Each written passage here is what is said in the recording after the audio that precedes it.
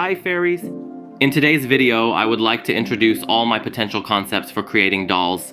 Dolls I plan to make, as well as those I have no idea how I'd make.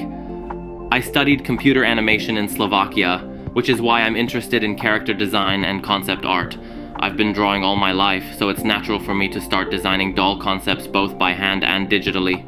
My first dolls were a trial and error process. Sometimes they worked, sometimes they didn't. I want to divide this video into two parts. In the first part, I'll show you my latest doll designs and concepts I plan to create. In the second part, I'll present a bit of my digital art, older works from which I would like to create dolls. All dolls and their names are either my original designs, redrawings, or reworks of existing works. When I use someone else's work, I always credit the source and the author either in the video or in the credits. My digital art is signed under the name MaBL, which is a short form of my name. I used this tag before creating the brand Faerieman. I'm showing you this beautiful bookmark from AliExpress because my camera refuses to focus on the blank paper. LOL. Than. Let's go, fairies. The first design is Forest Spirit. It's a humanoid girl inspired by the classic Japanese anime Princess Mononoke. The forest spirit in that story is a deer with a human face and wild colors. I tried to retain as many of those elements as possible. The doll would likely sit in a dense forest surrounded by forest spirits. Her antlers would peek out from the branches, covered with spider webs and drops of dew. On the other side, you can see a detailed view of her face and my first ideas about her design. She would, of course, be covered in fur, or rather plush, with wet-looking hair clinging to her body. A few additional accessories inspired by Mononoke, like a dagger, earrings, or a necklace, would complete the look. On the next page, I have a concept I've worked on before, but not here on YouTube. It's from before my YouTube days. The working title is Keeper of the Cupboard.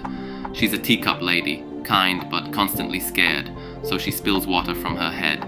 She has the keys to the cupboard and makes sure all the cutlery is always polished. I wanted her outfit to look like a classic, sexy Halloween maid costume. The first version of Mrs. Cup was inspired by Chinese porcelain, but this time I wanted to go for more of an English tea set style. The entire concept is inspired by the story Beauty and the Beast and Lumiere's love for the feather duster, which is why I went with the maid idea. Next up is a concept with the working title Pixie Hunter. It's an insect fairy that hangs from a branch with long, thin wings resembling a dragonfly. This concept is inspired by the stunning artwork of Jesper Eising. In the face detail, you can see bead accessories and handmade jewelry, which I used to evoke the feel of a native warrior.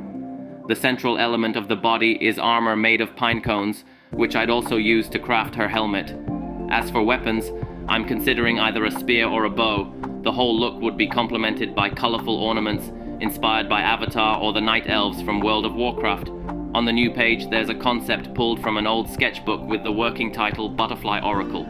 She was meant to be a gypsy fortune teller in a butterfly style. I wasn't happy with this design, so I reworked it further. In the end, I dropped the gypsy elements and focused on butterfly inspiration. This doll would have butterfly wings either as head decorations or growing from her body as part of her outfit, a cloak or sash. She would be entirely nude, covered in ornate patterns. Of course, she couldn't be without her crystal ball with a butterfly at its center. Queen of Dream or Weathering Nymph is the name of the next project.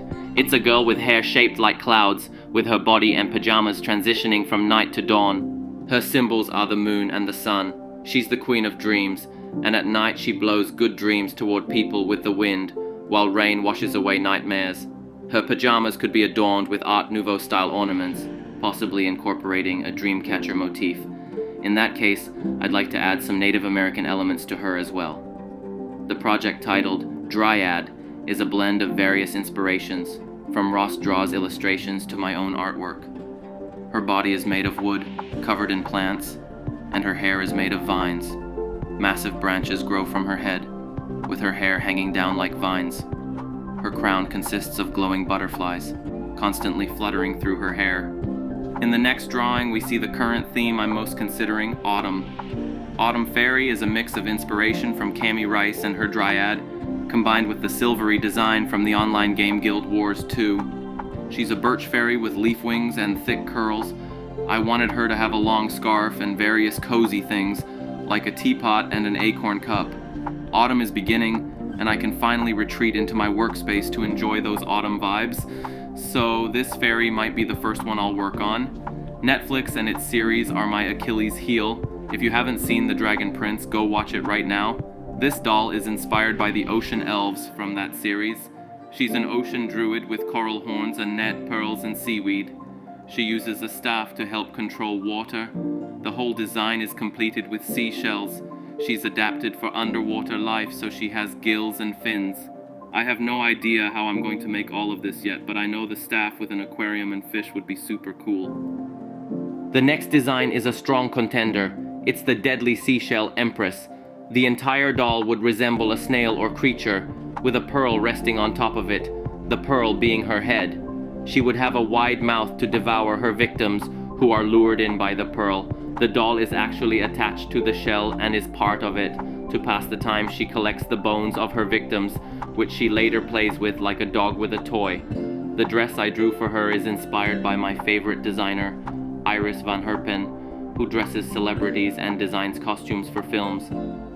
Other planned concepts include water nymph, peacock, Faerieman, which would be some kind of my avatar, a boy obsessed with mermaids and fairies, octopus, moth, and that's it. Now we can dive into the second part of the video, which is about doll concepts inspired by my older digital artworks. I worked in this field for several years, so I'll pick only the best pieces.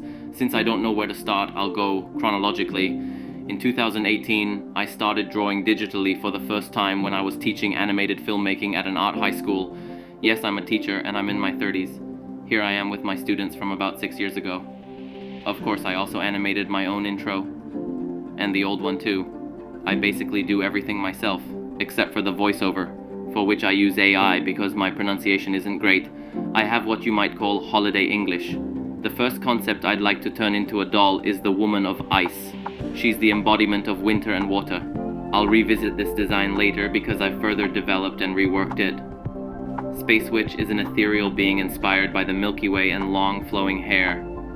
I drew some themes multiple times, exploring different styles. Of course, the main element was the rainbow, so she would be more of an LGBT queen. Since childhood, I've been obsessed with mermaids and water-themed creatures. Naturally, I'd like to create another mermaid, this time with a darker twist, something like the amazing work of Cat Million. These designs are sirens that I drew, featuring tentacles dragging their victims underwater. She should come across as feminine but also monstrous, like a demon or creature with animalistic features. And since we're talking about mermaids and darkness, I'd love to make a doll based on my favorite mobile game, AFK Arena, which features an undead mermaid character. Her name is Desira, and I even did an art piece based on her. I'd love to create a doll of her. I also toyed with the idea of a spider woman sitting in a web, but since I'm afraid of spiders, I never went through with it. However, I do love that old art of mine. I adore old Hallmark movies like The Magical Legend of the Leprechauns or Voyage of the Unicorn, which inspired me to create this art piece. It shows the king and queen of the fairies, Oberon and Titania. It would be interesting to create a pair of dolls inspired by this movie. Now I'll go back to my Ice Woman, which I redrew with more detail.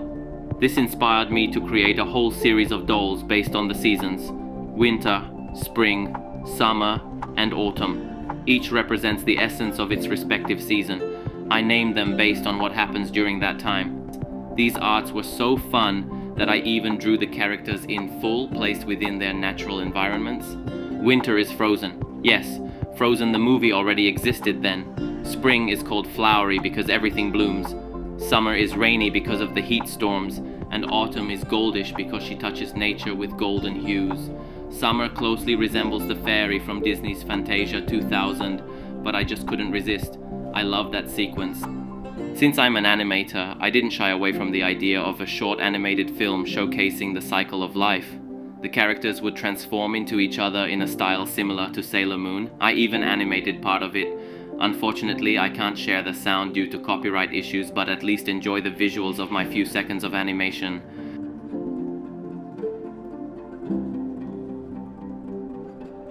Later, I drew them in 2D form to focus more on their costume designs. I named them the Mythical Season Girls, which resulted in a complex design. I created their outfits, thought about their personalities, and even imagined them as superheroes who are ordinary girls but can transform into these mythical season girls. I redrew them one last time when I felt my style had evolved again. At that point, I started making dolls. Ever since then, I've dreamed of creating these 4 dolls, but I'm still waiting until I feel skilled enough. Hopefully that day will come soon. I hope you enjoyed this unusual video of mine, where I shared more than just doll making but also my passion for drawing, digital art, character design, and animation. Thank you so much for watching and supporting me with your likes and views. I hope to have some merch and various products available soon, which many of you have been asking for. Thanks again, your Faerieman.